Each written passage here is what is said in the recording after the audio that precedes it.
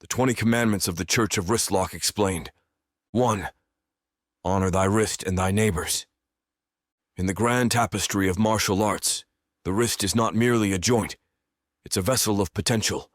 To honor thy wrist is to recognize the infinite possibilities it holds for both attack and defense. Similarly, honoring thy neighbor's wrist means engaging with respect and care, acknowledging the sacred bond between practitioners on their path to enlightenment. 2. Do not take the wristlock's name in vain.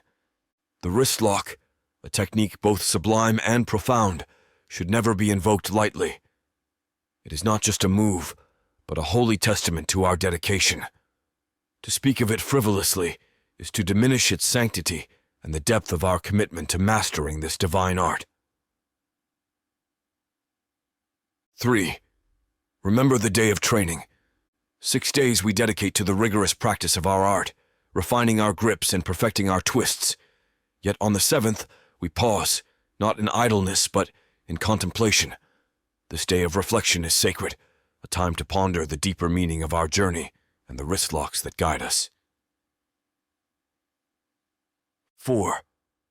Honor thy sensei and training partners.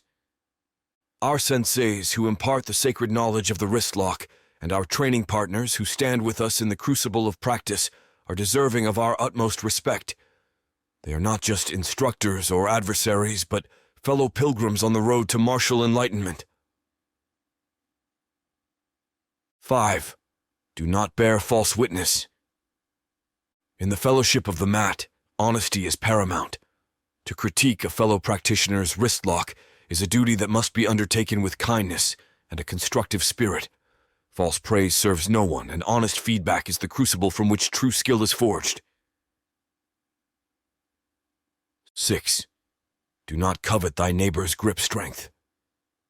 Envy has no place in the Church of Wristlocks. Each practitioner's journey is unique, and rather than covet another's grip strength, we should focus on cultivating our own through dedication and perseverance. 7. Study the sacred scriptures. The wisdom of the wristlock is vast, encompassing not just techniques but a philosophy of life. The sacred scriptures of our art, filled with the teachings of ancient masters, offer invaluable insights. To study them is to connect with the very soul of our practice. 8.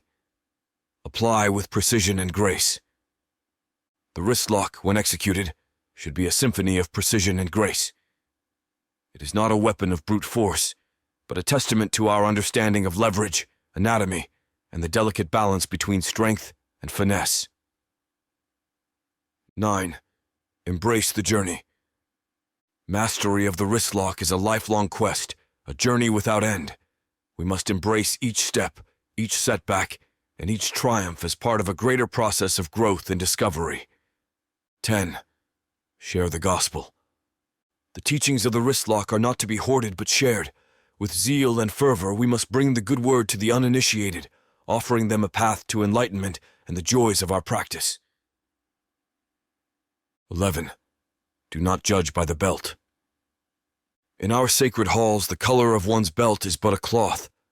True judgment lies in the character of the practitioner and the finesse with which they execute their wristlocks.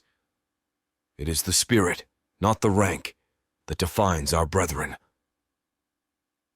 12. Seek lessons in everyday life.